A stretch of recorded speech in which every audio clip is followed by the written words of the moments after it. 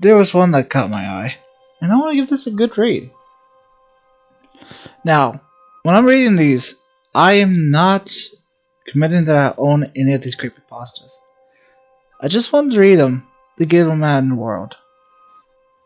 Because these things are amazing, or just people recommend some of them to me. You know? As well. I used to read a lot of creepypastas when I was younger. Man, time sure flies. Tales from the Lake Bottomless, Levi the Leviathan. Look at those ratings. Estimate time 12 minutes. Being the only person that lives near a cursed, murky, swamp-like lake sounds like quite a creepy, stupid, and moronic. I won't lie to you. Kinda is. Most of the time, anyway. But I come to realize that not everything here is all bad. A lot of, in fact, it's pretty cool. Even beneficial sometimes. My name is Howard. Howard Greeny. I am 37, financially well, but not quite what most people call wealthy. I'm also unmarried with no kids. Some may say this is a negative. I don't. Everyone likes what they like. I have my house built right here along the lake. Nothing fancy. Just about the size of an average farm home. As for the body of water right next to it though, well, that's a different story entirely. To begin, the lake itself is actually deeper than the Marinade Trench, filled with all sorts of oddities and monstrosities from your most vivid nightmares. An array of strange and surprisingly elements come into play here. Even has its own supernatural ecosystem. How would an average guy like me would know all of this in the first place? Well, let's just say I have an unusual source. Weird source. Sources that most people would call me crazy about for even acknowledging their existence. But that's not all. It's also heavily avoided, I should say. I have no idea as to why the government has come and barricaded and fenced off to all hell. Maybe they're not simply interested? Oh well. I won't pretend to know how it all works. I guess it's far enough away for most infrastructures not to be seen as too much of a problem. But I still got most utilities, thank God. I had to travel back to about 2008, not that long after I finished having the house built. Probably a week or two from what I remember, but seeing the house was brand new, I was in dire need of food for the place and absolutely starving. Of course, I want to stock my fridge and cabinets. I took a trip to the grocery store, leaving my flip phone at the time behind at home, which is an important detail, by the way. At the store, I go about my business, picking up a majority of everything I need: food, toilet paper, soap, etc., the basics. I luckily already had the utensils covered: knives, forks, spoons, all that jazz. After that, all is said and done, I simply head back home, generally enjoying the drive on the way. Let's say I'm a person that invites both company of other instantaneously loves basking in the isolation of the hustle and bustle. It's all about what I'm feeling at the moment, I guess. But whatever. I'll put up my freshly paved driveway. New concrete feels smoother than butter under my tires. I got out of the cone engine, walking over to the truck of my car and start grabbing my groceries. I'm a firm believer that it's definitely worth the risk of blood circulation to your arms to order avoid taking more than 1 or 2 trips. I try to grab as much as possibly can, sliding the plastic bags as far as my forearm as they can go. Realizing that midway through, I probably should have unlocked my front door first. It's always something with me. Speaking of which, I glance over to the said front door while standing next to my open trunk. and as it was swung open, on the hinges and everything, but wide freaking open. I immediately... What? It kinda jumped me. Immediately! This made my blood freeze, because I knew for a fact that I had shut and locked the dang thing before I left. It happened to puzzle me as well. Like I said, I'm the only one who lives here. It lives anywhere near this lake. I started sliding the groceries bags off my forearms with great haste in my step, reaching to my left jean pocket where I thought my phone would be. But nope, nothing. Just an empty space with a few pepper-sized droplets of dirt at the bottom that felt immediately gross against my fingertips. Shit. I cursed in frustration and whispered, mentally kicking myself. But not all hope is lost. I quickly darted over to the backseat, throwing the doors open and retrieving a baseball bat that I had long since left behind my younger days of playing on the field with my middle school buddies. I grabbed the bat. It's like my life depended on it, which I thought it did at the time. I mean, can you really blame me? I'm just one guy out here alone with no sort of immediate help. Nevertheless, after having my good old melee weapon on me, I start marching up towards the front door, taking a peek through the windows to make sure no one was waiting to ambush me.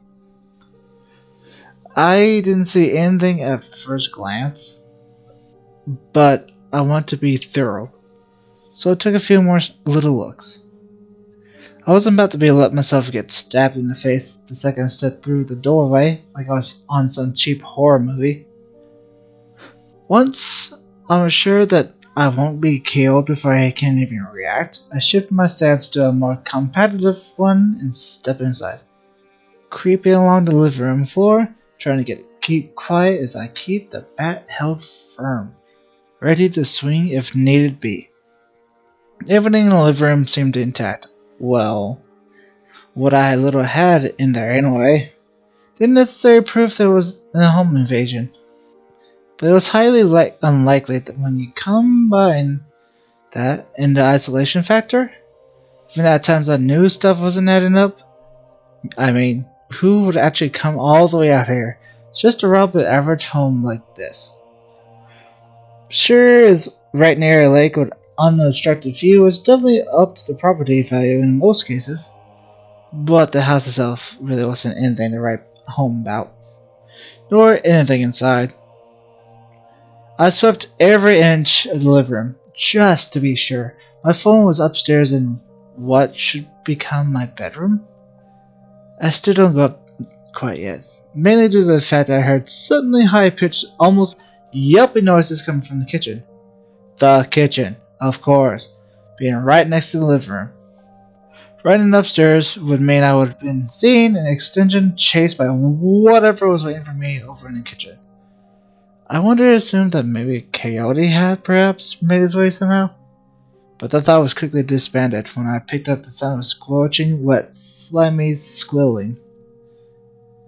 I don't want to walk into the kitchen at first. Instead, I moved down to the opposite end of the wall that separated the kitchen from the living room.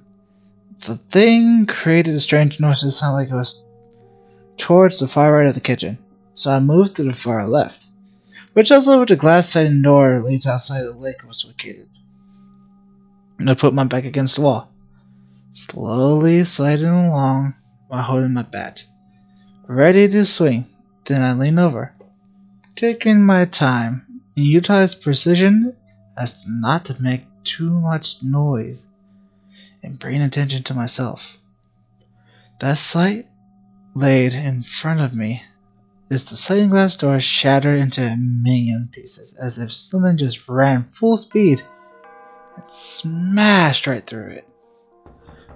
My grip on the bat tightened when I laid my eyes upon the slimy trail of black goo substance leading to my short dock on the lake where the grass sliding door was falling through into the kitchen. It was only that. On the far end of the docks, I see a mangled and mutilated corpse of a large marine beast. Appearing as like alien-like catfish, bright green as pigmentation, glowing as were a copious amount of radiation flowing through its veins. It had to be near 10 feet in length, or at least I thought it was. Hard to tell when it's split in half and covered in the same black goo substance that's leading to my back door. I decided to quit wasting time, focus on my psyche to let me work up the courage and face this thing head on. I turned to the corner, raising my bat like a ramparting Viking as I charged the creature residing in my kitchen. But my confidence has quickly faded when I finally saw the thing was actually looked like. Oh my god, it was hideous. It was about my height, bipedal, the way it stood, but this one any sort of similarities has ended. The creature's skin was garlic red, bumps running along nearly every inch it had like hives. Poor thing. This entity had no eyes, ears, or even a nose, but he did possess a mouth. A rectangle-shaped mouth that ran up his length of his head filled with pitch-black teeth that resembles the letter M in their shape. The feet at the bottom of his legs were webbed, like that of an alligator, tracking the black goo onto my kitchen floor. His arms were lengthy, but instead of fingers in his hands, they were tentacles. Tentacles are the same scarlet shade as the rest of his exterior hominy. My little mini blades jet out from my made something exotic enough for me to fail to name it. The creature booms with ear-piercing screech upon seeing me, thrusts his arms forward and let his tentacle extend out to me. I swing my bat in order to counter it, hitting the tentacle away from it in immediate vicinity. This only caused the beast to screech again, so this thing can hurt and probably kill, after all. He reached out with another tentacle. I swing the bat again to defend myself, but I missed miserably, and this time around, in response, he wrapped his tentacle around the bat and yanked it right from my hands before seeing it snap it in half. Like it was nothing more than a simple twig. I dive for the kitchen knives, pulling out the biggest one as the creature swats at me with another tentacle. Connects with my shoulder, slicing the upper layer of my flesh and slamming me into the wall next to the sliding door. The creature slips and slides along the kitchen floor, clearly not adapted to moving at all and land very well. That works in my favor though. It shoots out another tentacle towards my chest as I'm trying to slip on a goo trail.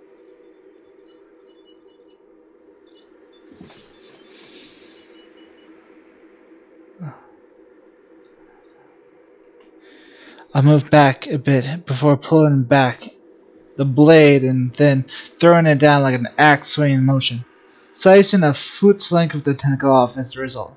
Dark red, nearly black ooze coming out of the wound. That really seemed to have pissed it off, because the thing dives forward at me, nearly slipping in the process. The creature tackled me and we both tumbled outside the back door, rolling down to the docks, which I also dropped the knife in all the chaos. I used the momentum to throw the horrendous thing off of me and to the side, attempting to get up and run back to the house, but one of the tentacles wrapped around my leg, making me fall into my side and begins to pull me right back into it. Right to what I was thought would have been my doom. The creature is resting on the edge of the docks, just a few feet above the water, and it pulls me towards it like a car attached to a crank.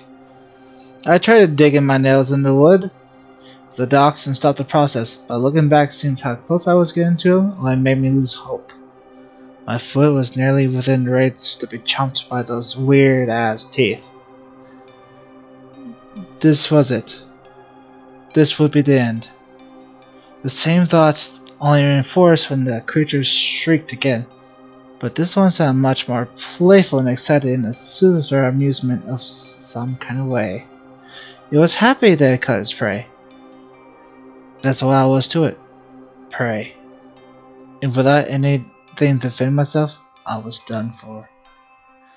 But as just as my foot was about to be clamped down by the creature's oddly shaped jaws, something exploded up from the lake below, bursting through the surface, causing a loud, massive splash of water to occur, drenching my clothes and me in its wake. This new beast is what I can only describe as an enormous sea snake. Its length is I couldn't fully comprehend it at the time, but what I saw was been 20 feet at the very least. Its wife has been multiple feet across. I'm sure its head alone was the size of a minivan, and that's me lowballing. The skin color of the aquatic snake was dark, slicky yellow. Its eyes were that you expect from a reptilian life form. But that didn't mean they still weren't terrifying at all, as hell. Don't even get me started on its teeth. It had a lot, far too many of them. Each had at least twice the size of the kitchen knife that I had used to dismember the tentacle beast. The masked sea snake lunges down into the docks and bites the tentacle beast, shrieking its teeth into the creature's legs and lifting up off the docks. This caused the tentacle monstrosity to loosen its grip on my leg, setting me free long enough for me to move away. I quickly clawed forward, getting to my feet and turned and watched this all unfold. I know I shouldn't run. I know I should get in my car and drive away like there's no tomorrow. But it was far too mesmerizing, breathtaking, in a horrific and morbid sort of way. The Leviathan begins to thrash and the tentacle beast around it as it screams desperately for mercy. The sea snake splattered his blood in every possible direction, while Mr. Tentacle screeched his lungs out from the extended period of agony. Threw its slimy limbs around every which way in a futile attempt to escape, and phase under futile. Once Mr. Tentacle became emotionless, it's clear that his suffering has been finally ended. Not that I feel too bad for him. The Leviathan turned his attention to me, staring at me in a curious but simultaneously indifferent manner. What are you looking at? His gills, not moving a corpse and tentacle creature, hangs from his slightly agape jaws. It speaks? I thought, this damn Leviathan looking dude speaks. What the hell is going on? Yet, despite his size and intimidating manner, his voice itself wasn't much deeper than the average human male. Thank you. You saved me. I replied with a shout, doing my best to be polite, despite every survival alarm in my brain going off. Tell me I should have cut and run. Right then and there. Oh, you're fair welcome then. I have to be honest, I say I wasn't really trying to save you. I just heard a screech from the submerged, and I was in the mood for a snack. The submerged are my favorite. I rubbed my eyes as I stand there like an idiot, wanting to make sure I was seeing was real and truly happening, and this is not some kind of weird ass dream. The sea snake chewed and ripped apart the remaining mass of the tentacle beast as I continued staring dumbfounded, like a child who just walked into their parents doing some naked wrestling. The submerged? Is that what you call these things? I mean, there's more of them? Yeah, there. Are you hard of hearing or something? The aquatic reptile laughed. Oh, I thought it laughs too. So you don't want to hurt me, kill me, tear me apart? Nothing like that? Clearly not. Human flesh is not delectable in my opinion. Too dry. Not enough moisture. It would clamp down on you too if I wanted to kill you. I somehow felt myself relax a bit, which is seemingly stupidly impossible in a situation like this, but he was telling the truth. If he really wanted me dead, then he would have been killing me. No. He then would have been this reality. Still, it was hard to completely wrap my head around such a revelation. Well, I guess it's good to know that you don't want me as your side order, because I was about to make a phone call to the military. I replied, only a bit half serious on my tone. Figures. It was a human would do. You're the first of your kind that settled here. The first who visited here either attacked by the submerged or other life here in the bottom's lake. Or did simply flee. Usually the latter. What else is here? I ask. getting the courage to take a few steps. And bottomless? Are you serious? You have much to learn, human. Much to learn, but staying above the surface too long to make me feel sick. So I'll speak to you later, okay? He utters with a sense of empathy, blinking at me with his piercing eyes. Wait, before you go, how did y'all get here? How did you get here? I know it's a lot of questions, but I've never seen anything like this before. I did think things like you exist. Even if they did, you'd be locked up somewhere like Area 51. I mean, you said it yourself. Those things attacked others, right? As I told you, you will come to learn. Excuse me, I'm starting to feel a bit icky. But I'll see you around. You're likely to encounter me over here. I much prefer the eastern side of the water. Oh, for the rest, if I was you, it's not a place for humans. At least do you have a name? So I can shout in case I need your help or I have questions. I plead. Now, moving ever closer to the edge of the docks, feeling the tension of my muscles relax. The sea snake turns back, looks at me directly as he about to dive down underneath the water surface in the murky water. There's a silence. Neither of us saying anything for several seconds. Refer to me as Levi. Or Levi. If that's what you really want. He proclaimed rather softly, as before letting his body fall and sent a sensible splash upwards as I watch him slowly disappear into the watery abyss below. I'm Howard! I tried to shout before it's too deep under, but Levi does not resurface or pay me much mind. From what I saw before he dived down and explores most of his body mass, I estimate he's around 60 feet in total length, tripling what he had already revealed to me, which was killing the submerged entity. Now, most people would believe after all this, gone far, far away to the opposite side of the planet. But I didn't. I trust Levi. Even though many people would say I shouldn't, he saved my life. And I want to repay him, as weird as that sounds. I thought I'd perhaps purchase a gun and a speedboat to go see what the rest side of the lake is all about, with the help of Levi.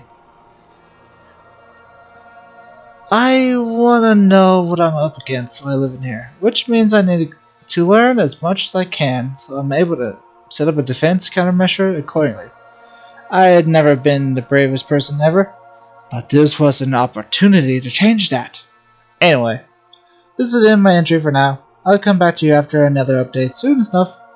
Next time you hear from me, I'll probably share my experience with the west side of the lake. Credit. Mills 45. This was pretty good. I gotta admit, this is one of the best CreepyPastas I've ever read.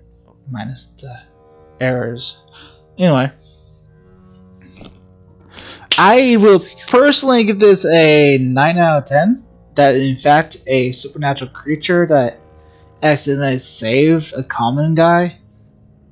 And he legit put detail to detail of the Leviathan. And that Leviathan is like, oh, human. If you're gonna stay here, I'm gonna teach you.